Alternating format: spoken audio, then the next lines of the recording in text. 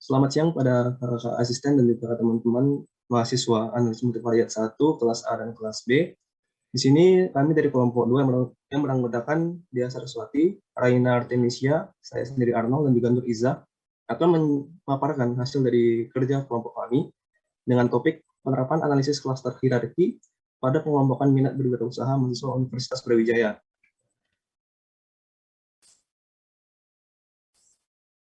Baik, di sini saya akan menjelaskan sedikit tentang analisis klaster. Analisis klaster ialah salah satu teknik analisis multivariat yang bertujuan untuk menggabungkan objek-objek dalam suatu kelompok sesuai dengan karakteristiknya masing-masing. Yang mana pada analisis klaster ini terdapat dua metode, yaitu metode hierarki dan metode non-hierarki. Pada metode hierarki ini digunakan ketika banyak klaster tidak diketahui sebelumnya. Ada beberapa cara yang digunakan, yaitu ada single linkage, complete linkage, dan separate linkage. Kemudian pada metode non-hierarki digunakan ketika banyaknya klaster sudah ditetapkan sebelumnya. Cara yang digunakan dalam metode ini ialah metode Amins. Baik, berikutnya ialah studi kasus. Studi kasus yang kami gunakan pada penelitian kami ini yaitu minat berwirausaha mahasiswa Universitas Brawijaya yang dilihat dari motivasi, kreativitas, dan inovasi mahasiswa. Pengumpulan kami lakukan dengan menggunakan kuesioner dengan sampel yang diperoleh sebanyak 39 observasi. Dan metode yang kami gunakan ialah analisis klaster hierarki. Kita lanjut ke dalam analisis pembahasan. Yang pertama, kita akan memeriksa validitasnya. Jadi pada output di samping, pada output SPSS di samping, kita bisa melihat pada kolom ketiga, yaitu pada correlated item total correlation-nya, yang dimana pada semua nilai korelasi, semua item itu bernilai di atas 0,3. Sehingga dapat disimpulkan bahwa seluruh item ini pernyataannya sudah valid dan bisa dilanjutkan ke pemeriksaan selanjutnya. Dan sedikit saya sampaikan juga, variabel yang kami gunakan sini ada X1 itu motivasi mahasiswa, X2 itu kreativitas mahasiswa, X3 itu inovasi mahasiswa, dan X4 ialah minat mahasiswa untuk berwirausaha. Selanjutnya saya lanjutkan pada teman saya. Selanjutnya adalah pemeriksaan rehabilitas. Dari SPSS di samping, dapat kita lihat bahwa nilai core batch alpha adalah sebesar 0,8851, yang berarti nilai tersebut lebih besar daripada 0,6, maka dapat disimpulkan bahwa seluruh item pernyataan sudah reliable sehingga dapat digunakan untuk penelitian. Next. Untuk statistika deskriptif dari hasil yang telah ditampakkan dari tabel di atas, dapat dilihat bahwa alasan keuangan memotivasi sebesar 5 responden dengan tingkat motivasi sedang, 6 responden dengan tingkat motivasi tinggi, dan 18 responden dengan tingkat motivasi sangat tinggi untuk berwirausaha. Next. Pada tabel X1.3 juga dapat dilihat bahwa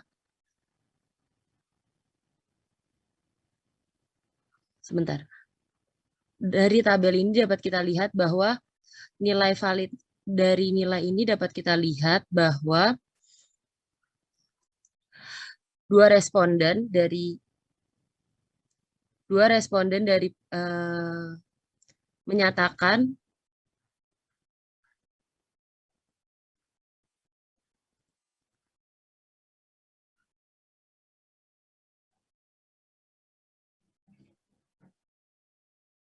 untuk statistika deskriptif ini sama seperti statistika deskriptif sebelumnya. Next.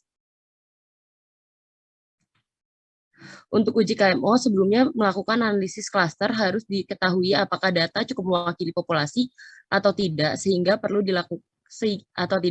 dilakukan uji KMO.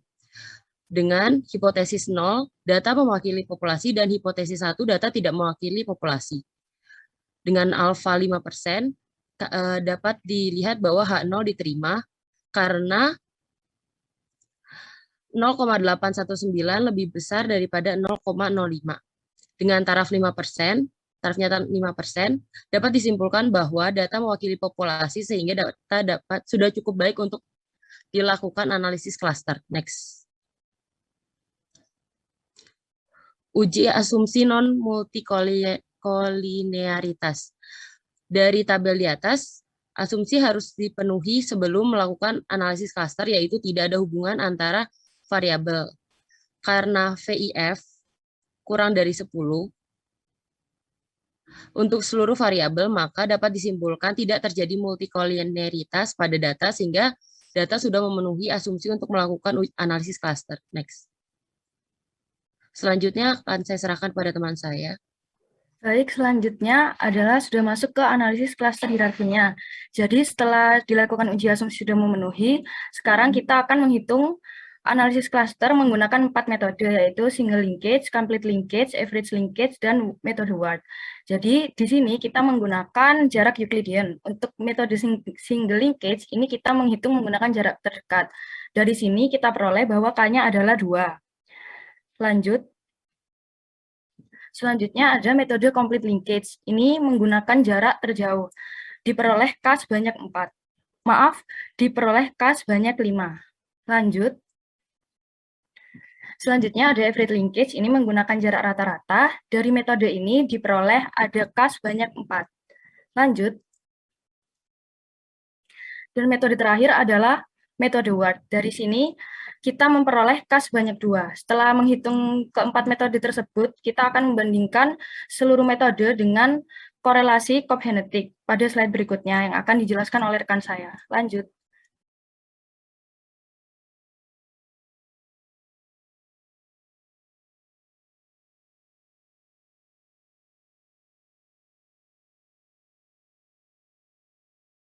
Oke, mungkin rekan saya sedang ada gangguan jaringan, akan saya lanjutkan. Ini adalah pemilihan metode terbaik. Di sini kita lihat dari nilai korelasi Cobb-Genetic. Jadi kita cari nilai korelasi yang terbesar.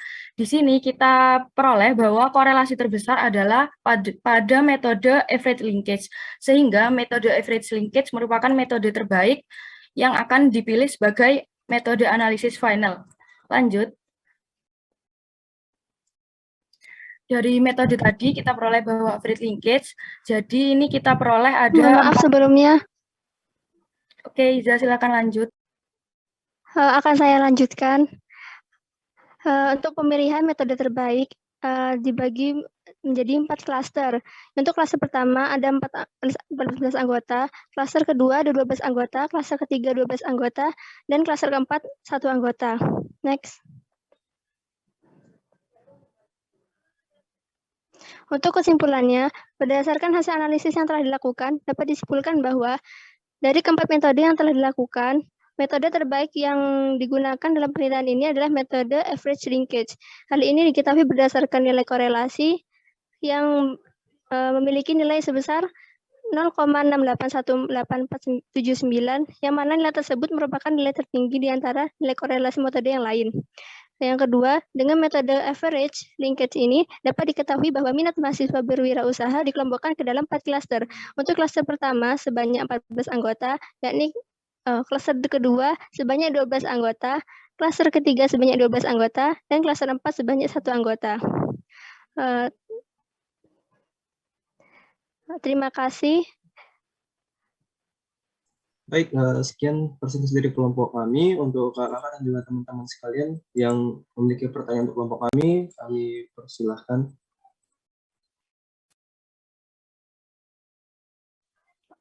Oke, untuk teman-teman dan kakak-kakak, ada yang mau memberikan tanggapan pada kelompok 2? Tika izin bertanya. Ya, silakan Kak. Ya, tadi kan sebelum dilakukan analisis klaster, dilakukan uji KMO dan uji asumsi non-multi-call ya.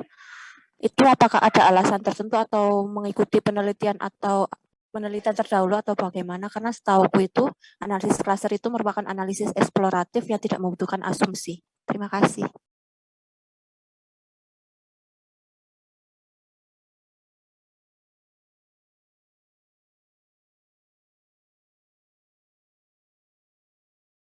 Baik Kak, saya izin menjawab. Jadi itu kami menggunakan referensi dari penelitian yang terdahulu Kak, itu menggunakan uji KMO dan uji asumsi non-multikoliniaritas. Apa disebutkan di penelitian itu alasannya melakukan uji KMO itu atau uji non multicol itu? Kalau alasan pastinya tidak disebutkan Kak, tapi dari yang saya tangkap itu kan soalnya kan ini kan pengelompokan. Jadi dalam satu klaster itu harus ada korelasi yang besar, sedangkan pada antar variabelnya ini tidak boleh ada korelasi, sehingga menggunakan uji asumsi non multikolinearitas. Jadi supaya kita tahu dari antar variabelnya ini tidak ada korelasi. Kalau boleh tahu sumbernya itu jurnal, apakah jurnal atau buku atau bagaimana? Ini referensinya jurnal Kak. Statistika, Iya, jurnal statistika, bukan jurnal penerapan seperti ekonomi atau bagaimana gitu. sebentar Kak.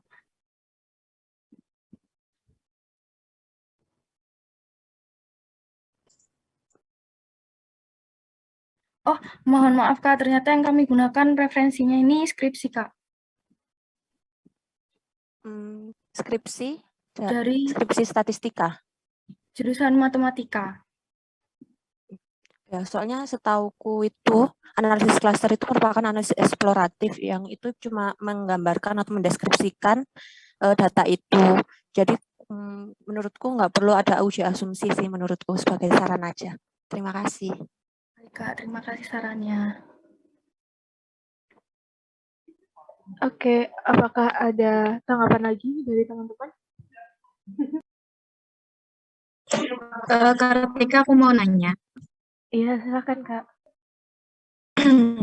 Tadi kan kelompok itu menggunakan analisis klaster hierarki. Setahu analisis klaster hierarki itu sebelumnya itu K-nya itu belum ditentukan terlebih dahulu. Jadi bagaimana kelompok kalian itu menentukan jumlah klaster yang terbentuk? Terima kasih. Sedangkan tadi aku tidak menemukan adanya analisis validitas model untuk membentukkan jumlah klaster terbaik.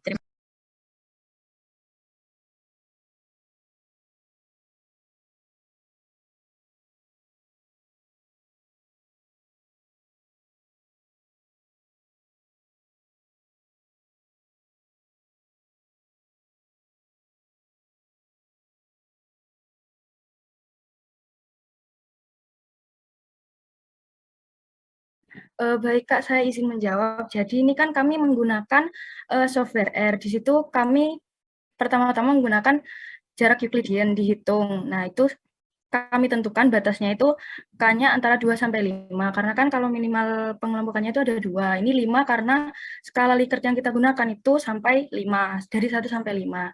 Nah, kemudian setelah itu, setelah kami run nanti output hasilnya itu ada 3 indeks Kak, dari indeks connectivity, indeks dan indeks siluet.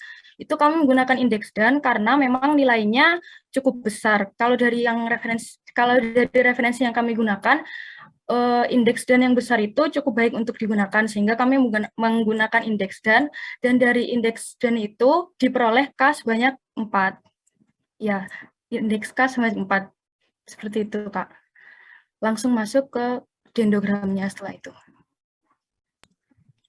Apakah keterangan tentang indeks itu sudah dimasukkan di papernya? Oh ya, belum Kak. Ini soalnya kami bahas yang kami anggap penting Kak, supaya waktunya cukup. Oh iya, mungkin nanti bisa dimasukkan di papernya. Terima kasih. Ya, terima kasih Kak sarannya.